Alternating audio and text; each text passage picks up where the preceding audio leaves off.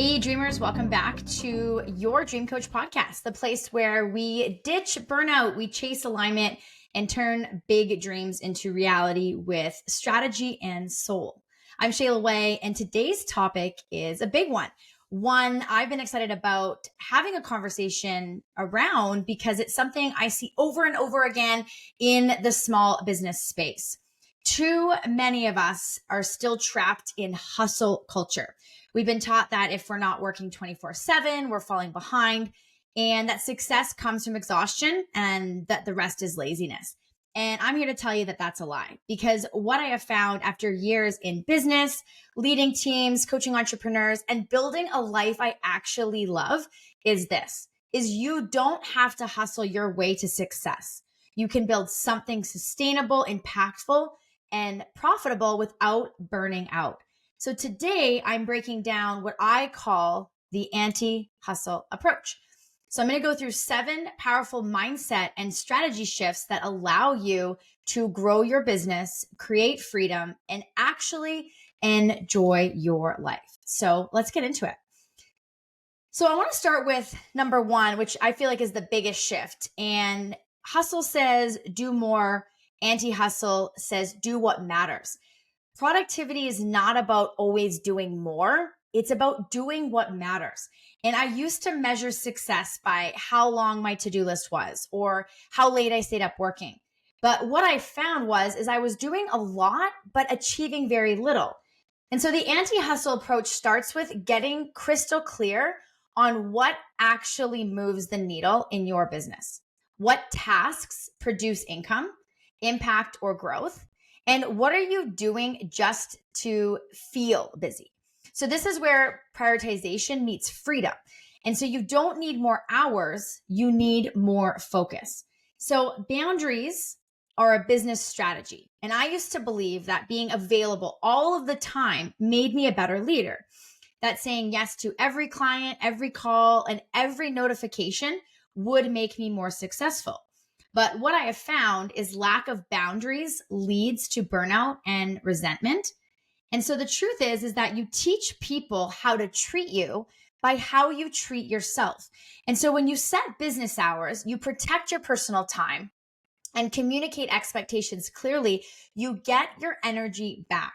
So your clients respect you more and your business actually runs smoother.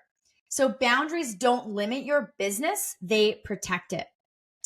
Systems also, I have found, create freedom. So if you're doing everything manually in your business, you're always going to feel like you're drowning.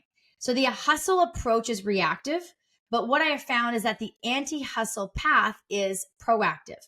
And that means building systems. So automating repeatable tasks. So think scheduling, onboarding, emails, or creating templates instead of reinventing the wheel. Even delegating things that aren't in your zone of genius. Freedom isn't built by always necessarily working harder. It's built by working smarter. You also can be present and profitable. So there was a time when I believed I had to choose. I had to choose, was I going to be successful in business or be present in my life? Am I going to hit my income goals or am I going to have weekends off? But what I found is that when you start aligning your business with your values, you stop choosing and you start integrating.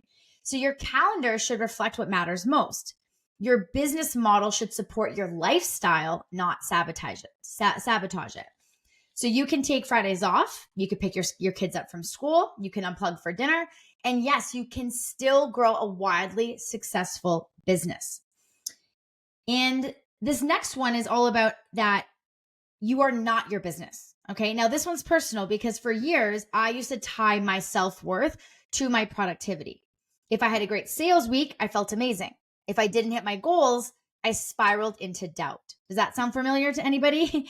Because the hustle culture ties your identity to your output. But the anti-hustle approach separates who you are from what you produce. And so what I have found is that the healthiest, most fulfilled entrepreneurs know when to shut the laptop and still feel whole. You are a person first, you are allowed to rest, and you are worthy even when you're not producing. And that was such a huge shift for me.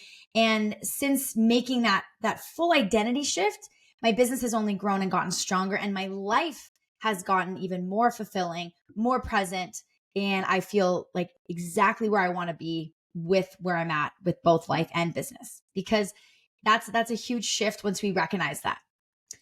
The next thing is rest is a power move, not a weakness. And so if we just let's dismantle this myth for a minute. So for example, like rest is not a reward that you earn until after you've hit your goals. Okay. I remember kind of really growing up with that mindset. Well, rest is part of the strategy actually that helps you achieve them. So I used to push through fatigue thinking, well, if I just worked a little harder, I'd finally make it. But burnout isn't a badge of honor. It's a warning sign. Now I rest before, okay, I need it. So I schedule breaks like I schedule meetings, and I have them as buffers in my schedule. I take walks, unplug on weekends, and I pause when I feel myself rushing. And guess what? My ideas are sharper, my leadership is stronger, and my business is more sustainable because a well-rested leader makes better decisions. And slow growth is still growth, and it's often more sustainable. In my coaching sessions, I often have to often remind people that where they are now isn't even where they used to be, let's say 6 months ago. But we can get so caught up in what's not working or being at the next level that we often forget to recognize the growth we've had. And so the hustle culture worships speed. So fast launches, instant success, 6-figure in 6 weeks. But what I have found is that the businesses that last aren't built overnight. They're built through consistency, alignment, and intention. And so even though it might feel like slow growth, what happens is it allows you to build systems along the way. It helps you protect your space, makes room for purpose. So don't rush to grow just for the sake of it. Build something solid, build something you love, and build something that lasts forever. And so a bonus thought for you today is redefine what winning looks like. Okay. I often use this question on coaching calls where I'll ask people to define what success looks like. Okay. But I love this word winning because we've been sold a definition of success that often just is disguised by burnout, hustling not stop, comparing your progress to others, sacrificing your values for vanity metrics. So the anti-hustle approach invites you to ask, what does success look like for me? Right? Is it time freedom, creativity freedom, travel, family, spaciousness, legacy? And you get to define winning. You get to define what success means to you. And that's what makes your journey truly worth it. And so as I kind of pull together these 7 anti-hustle principles that I found game changers, okay, I want to just kind of pull them together again, is number 1 is focus on what matters. So not just what's on your list. Number 2 is set boundaries. They're non-negotiable. 3 is use systems to create ease and space. 4 is integrate your business into your life, not the other way around. 5 is separate your worth from your work. 6, rest like a CEO. And 7, celebrate slow, intentional growth. And so here's your challenge this week.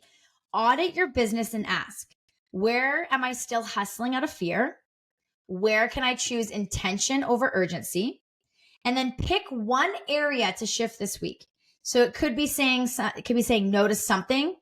Maybe it's delegating a task or simply just taking a real day off. So as always, I want to hear from you. DM me on Instagram at Shayla Wey Coaching and let me know what's your one thing that you're committing to in your anti-hustle journey. And if this episode gave you permission to breathe again, please share it with a fellow entrepreneur who does need to hear it. And don't forget to hit subscribe and leave a review. Your support means everything. Keep dreaming, but more importantly, keep leading with rest, alignment, and purpose. And I will see you next time on your Dream Coach podcast.